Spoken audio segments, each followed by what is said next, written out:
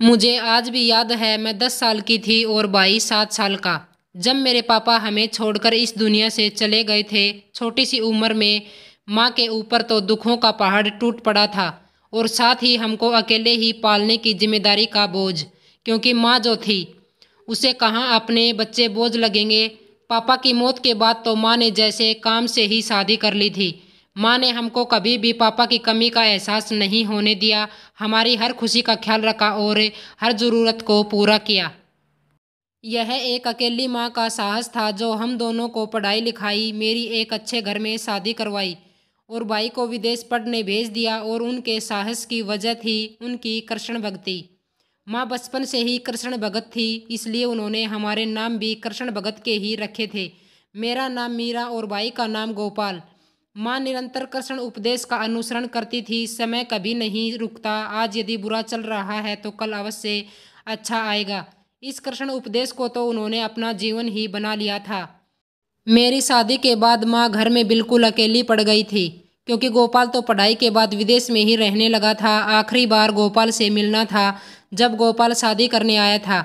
माँ बहुत खुश हुई थी। माँ ने अप्रत्यक्ष रूप से गोपाल से कहा कि उनको विदेश नहीं जमेगा और वह चला गया। अरे मेरे बेटे, क्या ऐसा हो सकता है कि जहाँ तुम हो और वह जगह मुझे पसंद ना हो। ऐसे शब्द माँ के गले में भी अटक गए। माँ ने खुशी से उसे जाने दिया। अब माँ को अकेलापन खा रहा था। अकेलेपन से बचने के लिए उन्होंने घर छोड़ दिया और वृद्धाश्रम में चली गई। गोपाल माँ को पैसे भेजता था, लेकिन इंसानों की तुलना कहाँ पैसों से की जाती है।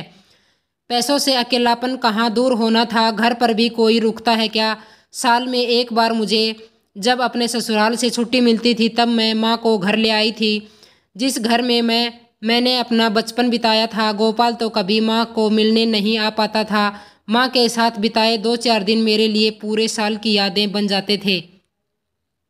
फिर तो जिम्मेदारियां बढ़ने के कारण मेरे लिए साल में एक बार भी वहां जाना नामुमकिन हो गया। कितनी मन्नतों के बाद भी माँ कभी घर नहीं आती थी। फिर एक दिन अचानक माँ बिना बताए घर आई। माँ के आने की जितनी खुशी थी उतना ही आश्चर्य भी हुआ जब कई दिन हो जाने के बाद भी माँ जाने का नाम नहीं ले रही थी। माँ के साथ रहने की तो मेरी भी इच्छा थी। कौन बच्चा माँ के साथ रहना पसंद नहीं करता। पर इतने दिनों से माँ जो यहाँ रह रही थी वह मेरी सासू माँ को पसंद नहीं था, इसलिए सासू माँ स्पष्ट रूप से नहीं कहती थी। माँ का स्वभाव ऐसा मिलनसार था कि वह जहाँ भी जाती थी सभी से घुल मिल जाती थी। पड़ोसियों से तो ऐसे बातें करती थी जैसे वर्षों का रिश्ता हो। मैंने तय कर लिया था कि मैं बड़ी होकर माँ की तरह ही खुश मिजाज और मिलनसार बनूंगी। शादी के बाद मुझे एहसास हुआ कि खुश मिजाज और मिलनसार होना सबके बस की बात नहीं है। दिन भर की भागादौड़ और फिर ऊपर से पूरा दिन मांगों की बारिश जारी रहती, कैसे आनंद लिया जाए। परिवार तो छोटा सा था, पर सासू माँ काम का ढेर लगा के रख देती थी।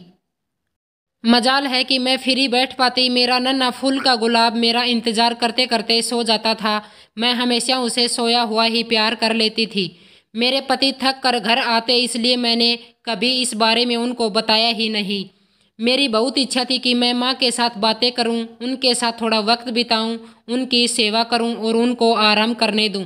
लेकिन सासू माँ 1-2 दिन तो माँ को अपरिचित सा लगा। सासू माँ को खाने के बाद थाली उठाने में भी अपनी सास होने की गरिमा परिश्रम महसूस होता था, जबकि ऐसा लगता था कि माँ तो अपनी उम्र को कोसों दूर छोड़ आई थी। आधे से ज़्यादा काम एक झटके में ही कर डालती थी। एक दिन माँ पड़ोसी से बात कर रही थी, तभी सासू माँ वहाँ से गुजरी और पड़ोसी के पास जाकर बैठ गई जहाँ माँ बैठी थी। माँ ने कहा, हम कब से आपका इंतजार कर रहे थे। इतना कहते ही सासू माँ को ताना मारने का मौका मिल गया। तुरंत ही बोली, मेरी बेटी का फ़ोन आया था, कुछ दिन अपने घर रुकने के लिए बुला रही थी। लेकिन मैंने साफ मना कर दिया। भला बेटी के घर पर भी कोई रुकता है क्या। उसके ससुराल वालों को कैसा लगेगा। अरे ऐसा ना नहीं कहते समधन जी, जाकर आते। यहाँ की फिक्र मत करो, यहाँ सब मैं संभाल लूँगी। यह भी तो मेरा ही घर है, जाते तो बेटी खुश हो जाती। मैं तो सासू माँ के कहने का मतलब समझ गई थी, लेकिन बेचारी माँ नहीं समझ पाई। माँ तो बेचारी भावना की भूखी थी, ऐसे व्यंग बाण कहाँ समझ आते। अगले दिन दूध वाला पैसे लेने आया। दूध वाले को पैसे देते देते बोली, यहाँ पैसे कमाने में मेरे बेटे की कमर टूट रही है। और लोगों को मुफ्त में रोटी खानी है। अच्छा हुआ कि माँ तब वहाँ नहीं थी, नहीं तो उन्हें कैसा लगता। मेरी माँ को दिन भर खाना ना मिले तो चल जाता था, लेकिन उनको दिन में 3-4 चाय पीने की आदत थी, वरना उनके सर में दर्द होता था। सिर्फ इतना ही नहीं, जब कभी माँ नन्हे गुलाब के फूल के साथ खेल रही होती थी, तब सासू माँ आकर गुलाब के फूल को उनसे लेकर चली जाती थी, जैसे गुलाब का फूल अकेली का पोता था। इतने अपमान का भी वह हंसकर टाल दिया करती थी। कितना धैर्य था उनमें, मिलनसार स्वभाव, सादगी और सहन शक्ति तो जैसे अपनी कुंडली में ही लिखवा कर आई थी।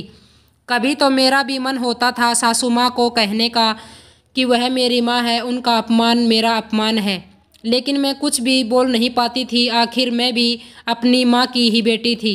माँ के दिए संस्कारों ने अपनों से बड़ों से ऊंची आवाज़ में बात करने की कभी इजाज़त नहीं दी थी। कितने दिन हो गए थे आने को, जाने का नाम भी नहीं ले रही थी। कैसे कहूँ उन्हें यहाँ जाने को, उनका अपमान भी सह नहीं पाती थी। हाय रे समाज, ऐसा भेदभाव क्यों? बेटी शादी के बाद अपनी माँ के साथ नहीं रह सकती। एक पुरुष की माँ को उनके साथ रहने का अधिकार है, लेकिन एक बेटी की माँ को संकट के समय भी उसके साथ रहने का कोई अधिकार नहीं है। सोच सोच कर अंदर ही अंदर रोया करती थी। आखिरकार एक दिन सुबह सुबह अपना छोटा सा थैला लेकर निकली। उनके पास भले ही पैसे नहीं थे, लेकिन उन्होंने दिल खोलकर गुलाब के फूल से प्यार किया। फिर मेरे पास आकर मेरे सर पर हाथ रखा तो मेरी आंखों से आंसुओं की धारा बहने लगी। माँ ने जाते जाते कहा, मैं कई सालों से अपनी बेटी के साथ कुछ समय बिताना चाहती थी और तुम भी तो यही चाहती थी, पर कुछ दिनों के बजाय तो मैं कितने दिन रुक गई। आज माँ के चेहरे पर अजीब सी मुस्कान थी। माँ ने सभी को अलविदा कहा। मेरे पति ने छोड़ आने का आग्रह किया, लेकिन माँ ने मना कर दिया और अकेले ही चली गई। अब मुझे चिंता हो रही थी, माँ बेचारी अकेली पहुंची होगी या नहीं। मैंने वृद्धाश्रम में फ़ोन किया, उनसे पूछा कि वह वहां पहुंची या नहीं। सामने से मिले जवाब से मेरे पैरों तले ज़मीन खिसक गई। मीरा जी, हमारे पास आपका नंबर नहीं था और आपके भाई गोपाल का नंबर बदल गया, इसलिए हम संपर्क नहीं कर सके। आपकी माँ बहुत बीमार थी और थोड़े दिन पहले ही उसकी मृत्यु हो गई। आप दोनों से संपर्क नहीं होने के कारण हमने उनका अंतिम संस्कार कर दिया। आप आकर उनके अस्थि कलश ले जाइए। और हाँ, कुछ पैसे जमा किए हैं, अपनी बेटी को देने को कहा है, उसका आखिरी उपहार। लेकिन वह आज ही तो यह शब्द मेरे गले में अटक गए और अंदर से आवाज़ आई, मेरी माँ नहीं थी, वह तो मेरी माँ की आत्मा थी, जो मेरी इच्छा को पूरा करने आई थी कि वह मेरे साथ थोड़ा वक्त बिताए। आंसू थमने का नाम ही नहीं ले रहे थे। तभी ऐसा लगा जैसे माँ अपना हाथ मेरे सर पर रख कर बोल रही है, मुझे याद ज़रूर करना, पर मेरी याद में रोती मत रहना। माँ से बहुत कुछ सीखा, पर आज माँ से ज़िंदगी का सबसे बड़ा सबक मिला।